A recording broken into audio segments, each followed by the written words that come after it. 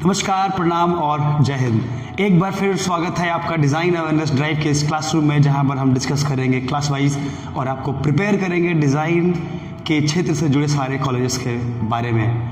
तो आइए चलिए इस क्लासरूम को शुरू करते हैं और जानते हैं कि डिज़ाइन एजुकेशन जो है किस तरह से हमारी लाइफ से जुड़ा हुआ है और उसमें करियर बनाने के लिए आपको क्या करना चाहिए और किन किन बातों का ध्यान रखना चाहिए। पिछले क्लासेस में हम लोगों ने अभी तक जो सीखा है मैं एक बार रिकैप करा दूं, और जो लोग इस वीडियो को देख रहे हैं प्लीज़ एक बार जाके उस वीडियो को वापस देखें ताकि आपको पूरे सीरीज़ का मतलब समझ में आ जाए। मैं एक बार फिर से आपको रिमाइंड करा दूं कि ये पूरा वीडियो समझने के लिए आपको डे 1 से लेकर लास्ट डे तक सीरीज़ को फॉलो करना होगा, और ये एक तरह से क्लासरूम है। बस अंतर ये है कि इस क्लासरूम में आप एब्सेंट चाह के भी नहीं हो सकते हैं, और अगर एब्सेंट आप हो भी गए तो आज नहीं तो कल आप आकर वापस वो देख सकते हैं। फिर भी you will have to plan the complete series. आपको पूरे सीरीज़ को प्लान करना होगा आप कैसे देख रहे हैं, और अगर इस पे अधिक से अधिक फ़ायदा आपको लेना है इस वीडियो से, तो आप हर दिन एक टाइम पे अपने टाइम को फिक्स कीजिए, उस टाइम पे प्रैक्टिस कीजिए और वीडियो को देखिए और जानिए समझिए। उसके बाद जो भी प्रॉब्लम्स होंगी आप हमसे कमेंट में पूछ सकते हैं, चाहे आप हमारे को मेल कर सकते हैं, चाहे आप हमसे डायरेक्टली हमारे फ़ोन पे व्हाट्सएप पे बात कर सकते हैं। और मेरे अलावा ऐसे बहुत सारे मेंटर्स हैं जो धीरे धीरे वीडियोज़ में आएंगे और आपको सिखाएंगे और आपके प्रॉब्लम्स को डिस्कस करेंगे। तो चलिए शुरू करते हैं हम लोग रिकैप से। जो पहला चीज़ हम लोगों ने सीखा था वो था ऑब्जर्वेशन स्किल्स। जो दूसरी बात थी वो थी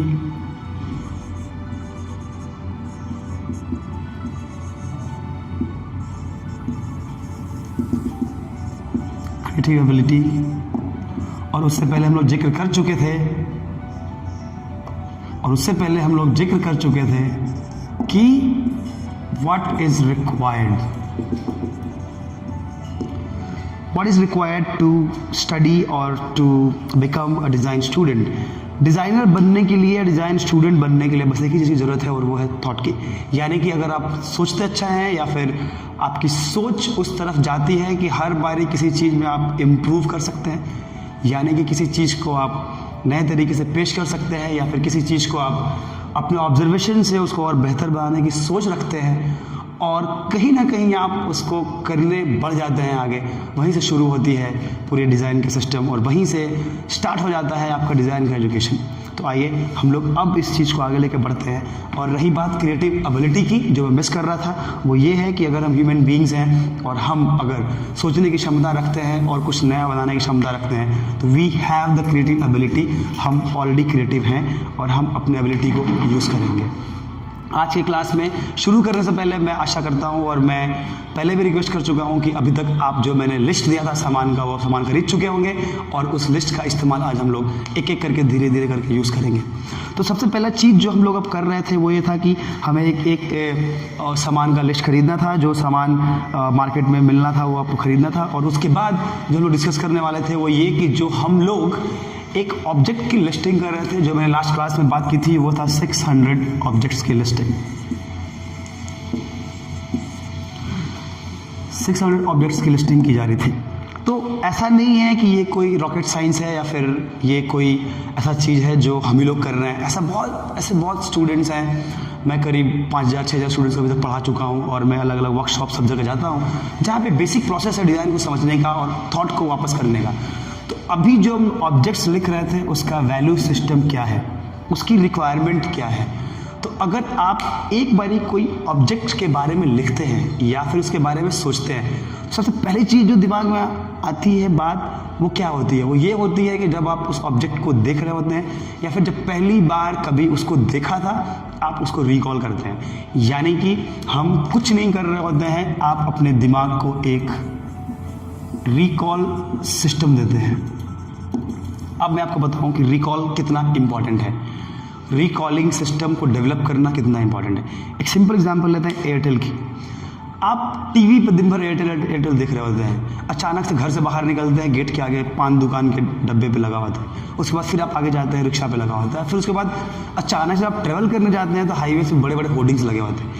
एयरटेल जबकि सबसे बड़ी कंपनी है और इंडिया में सबसे अधिक लोगों के पास उसके पास सब्सक्राइबर्स हैं, कस्टमर्स हैं, उसको भी ज़रूरत पड़ती है लोगों को याद दिलाने की कि हाँ मैं हूँ, I exist, so I am there for you, मैं आपके लिए हूँ और एयरटेल अभी भी है, आप जुड़िए जुड़िए जुड़िए जुड़िए जुड़िए।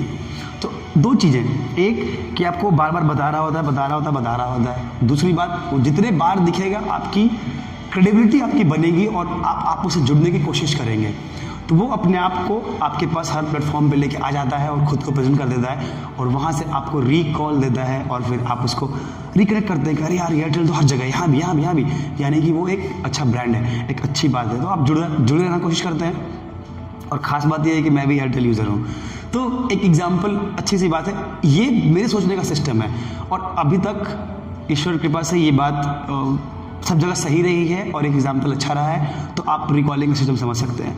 दूसरी बात, रिकॉल तो ठीक है कर तो लिया हमने, तो अब इसका एक्चुअल इस्तेमाल कहाँ है टेस्ट में? Why do we use and how do we use recall in the test? हम टेस्ट में रिकॉल का यूज़ कैसे करते हैं? तो लोग बोलते हैं कि एग्ज़ाम देने के लिए you have to be talented, agreed. उसके बाद लोग बोलते हैं कि you have to be very technical, again agreed. उसके बाद हम बोलते हैं कि आपको बहुत स्ट्रैटेजिक होना चाहिए, स्ट्रैटेजिक होनी चाहिए आपकी सोच। ये तीनों बातें सही हैं, I have agreed all these 3 points. लेकिन इन सबको होने के लिए सबसे पहले जो मुझे लगता है और यही सही बात है वो है रिकॉल। मैं बहुत तेज हूँ, मैंने बहुत सारी किताबें पढ़ ली हैं और अचानक से टेस्ट के दिन एक ऐसी बात मैं भूल गया जो शायद सारे किताब से नहीं आया और मैंने जो नहीं पढ़ा था वही आ गया। गुजरा हूँ मैं उससे, लेकिन मेरे पास उसकी रिकॉल वैल्यू नहीं थी। मैंने ना उस आंसर को रिकॉल वैल्यू देने की कोशिश नहीं की थी और सही टाइम पे सही मौके पे मुझे वो बात याद नहीं आई। कहाँ गया आपका टैलेंट? रखा का रखा रह गया। और आप दूसरी बात, वहाँ पे प्रेशर होता है टाइम लिमिट का, तो उस टाइम स्टिपुलेटेड टाइम लिमिट में उतने ही टाइम के समय सीमा में अगर कोई बात आपको याद नहीं आती है, इसका मतलब कि आप मिस कर चुके होंगे। क्यों? क्योंकि आपके पास ना 1 मिनट के बाद दूसरा मिनट में सेकंड क्वेश्चन करना आता है और ये टेक्निकल चीज़ है जो आपका टेक्निकल एस्पेक्ट है, बट आपके पास वो टाइम नहीं बच रहा है। तो अगर कोई भी चीज़ अगर रिकॉल करने के बाद याद आए, तो वो चीज़ अगर टाइम पे याद आ जाए तो आप टेक्निकली अपना टाइम बचा सकते हैं। उसके बाद जब टाइम पे काम होगा तो आपका टैलेंट भी थोड़ा और उस समय एक्स्ट्रा डिलीवर करेगा। उसके अलावा आपकी स्ट्रैटेजी काम कर रही होगी और जब प्लान कर रहे होते हैं कितने घंटे में इतना क्वेश्चन, इतने में इतना क्वेश्चन, वो क्वेश्चन कर रहे होंगे आप और आप उसको यूज़ करना शुरू कर देंगे। तो इसलिए recall is very very very important. हम उसको रिकॉलिंग करना ज़रूर रखेंगे अपने पास और किसी भी चीज़ को रिकॉल करने की ज़रूरत है और उसी से आप पूरा टेस्ट दे रहे होंगे। अब एक छोटे एग्जाम्पल से डिस्कशन करते हैं कि आखिर रिकॉलिंग की प्रैक्टिसिंग हम कैसे करें। एक छोटी सी बात है। अब मेरी उम्र 32 साल हो गई है। मैं बच्चों को पढ़ाता हूँ, खुद हर दिन एक नया टॉपिक पढ़ता हूँ और देखता हूँ कि देश दुनिया में नया क्या हो रहा है। अब आप इमेजिन कीजिए कि जो इंसान इस उम्र में नई नई चीज़ों को ऐड कर रहा होता है और अपनी नॉलेज डिलीवर कर रहा होता है, उसको भी ज़रूरत पड़ जाती है कि बचपन में मैंने किस खिलौने से खेला था।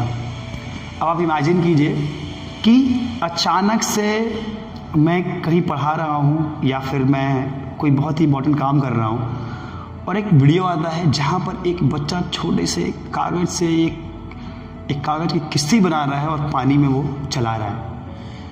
अचानक से मुझे याद आता है वो इवेंट, वो इंसिडेंट अपने लाइफ का, वो पल जब मैंने पहली बार कागज़ से किश्ती बनानी सीखी थी और उसको कहीं ना कहीं बारिश के पानी में या फिर किसी पानी में चलाने की कोशिश की थी, या फिर वो दिन जब मैंने पहले बार हवाई जहाज़ बनाना सीखा था और छत पर जाके उड़ाया था कि शायद ये पता नहीं कहाँ उड़ के चला जाए जहाज़। तो ये सारी चीज़ें जो हम लोग रिकॉल करते हैं वो आपको आपके बचपन में, यानी कि आपने जो चीज़ पहली बार बचपन में फिर कभी भी जब पहली बार वो बात सुनी थी, देखी थी, उन चीज़ों से आप रूबरू हुए थे, उस समय आपको वापस लेके जाता है। और उस समय में जाने के बाद आपकी जो इस्टेब्लिशमेंट होती है थॉट प्रोसेस की, बचपन से लेके अभी तक का पूरा प्रोसेस उस प्रोडक्ट के साथ जो जुड़ा हुआ होगा, हर स्टोरी जो जुड़ी हुई होगी उस ऑब्जेक्ट के साथ, वो सारी स्टोरीज आपके रिकॉल हो जाते हैं। यानी कि आप 600 ऑब्जेक्ट्स लिखते लिखते आप अपने लाइफ के 600 स्टोरीज रिकॉल कर लेते हैं। अब आप सोचिए कि 600 कहानियाँ आपको 600 तरीके से आपको क्वेश्चन को आंसर करने का, 600 अलग अलग सवालों का जवाब देने के लिए एम्पावर कर देता है। तो तो आप सोचिए कि 600 ऑब्जेक्ट में लिखने के लिए क्यों बोला था। इसीलिए मैंने बोला था कि मैं आज नहीं बताऊंगा आप क्यों लिख रहे हैं, अब आज आप जानेंगे कि वो क्यों इंपॉर्टेंट था। अगर किसी ने नहीं लिखा है तो आप एक पर्पस को डिफीट कर चुके हैं। क्यों? क्योंकि वो प्रोसेस ही वही था। आज जब आप वैल्यू जानने के बाद लिखने जाएंगे तो आप शायद उतने सीरियसली इस क्लास को नहीं ले रहे हैं जितना लेना चाहिए। तो अगर आपने इस बारी ये हमारा टॉपिक मिस किया है तो अगले बार ध्यान रहे कि जैसे ही आपको असाइनमेंट दिया जाए आप एग्जैक्टली वैसे ही करें। इमेजिन कीजिए हम क्लासरूम में जाते हैं, हम लोग टेक्निकली होमवर्क्स नहीं देते, एक बेसिक क्लास वर्क होता है। हमारे यहाँ होमवर्क कॉन्सेप्ट नहीं है। क्यों? क्योंकि हम लोग 15-20 मिनट आपके सामने होते हैं और बाकी का 2-2.5 घंटा आपको छोड़ते हैं काम करने के लिए, तो होमवर्क तो हुआ ही नहीं। वो 3 घंटे ये क्लासरूम में जो हम लोग सेटअप कर रहे हैं आप उसी में काम कर रहे होते हैं। तो आप होमवर्क अगर नहीं करेंगे तो कम से कम क्लास वर्क तो आपको करना होगा। और मैं बता रहा हूँ कि 3 घंटा बैठना क्यों इंपॉर्टेंट है। क्यों? क्योंकि एग्जामिनेशन जो होता है, जो मैक्सिमम ड्यूरेशन का होता है वो 3 घंटे का, उसके बाद 1-2 घंटे का। बाकी वो कैसे होता है कैट गैट मैट वो मैं समझाऊंगा आपको, बट अभी हम क्लासरूम की बात कर रहे हैं जहाँ आपको सीखना है। तो अगर हमारे को 3 आवर्स बैठकर एक टॉपिक पे ब्रेनस्टॉर्म करने की या फिर एक जगह बैठ के उस टॉपिक से डील करने की आदत नहीं है तो शायद हम अपने ब्रेन को ट्रेन नहीं कर रहे हैं 3 घंटे में एग्जाम को लिख देने की। अब सोचिए कि इसका लॉस कहाँ होगा। अगर मैं हर दिन 1.5 घंटा ही पढ़ता हूँ, 1 घंटा पढ़ता हूँ, अचानक से एग्जाम वाले दिन आप बोलते अपने दिमाग को कि भाई तेरे को 3 घंटा पढ़ना है, आपका दिमाग जो है ना वो एक्सेप्ट नहीं करेगा। कितने लोग शायद उसको झुटला भी देते हैं कि नहीं सर कर लेंगे, चलो यार सूरज तो क्या बकवास कर रहा है, हो जाता है। ये सच नहीं है। आपको अपने माइंड को, अपने ब्रेन को, you have to train your brain, यानी कि अपने दिमाग को ट्रेन करना है ऐसे एक्ट करने के लिए। तो बेसिकली ये पूरी की पूरी जो सेशंस हैं, जो पूरा का पूरा क्लासरूम सिस्टम है, वो आपके माइंडसेट को, आपके थॉट प्रोसेस को, ब्रेन को ट्रेन करने के लिए है। ये बहुत इंपॉर्टेंट है। जिस दिन आपके ब्रेन को आपने ट्रेनिंग दे दी, आपका काम आसान हो गया। तो चलिए अब हम लोग डिस्कशन करते हैं कि उस ऑब्जेक्ट को लिखने के बाद उसका करना क्या है।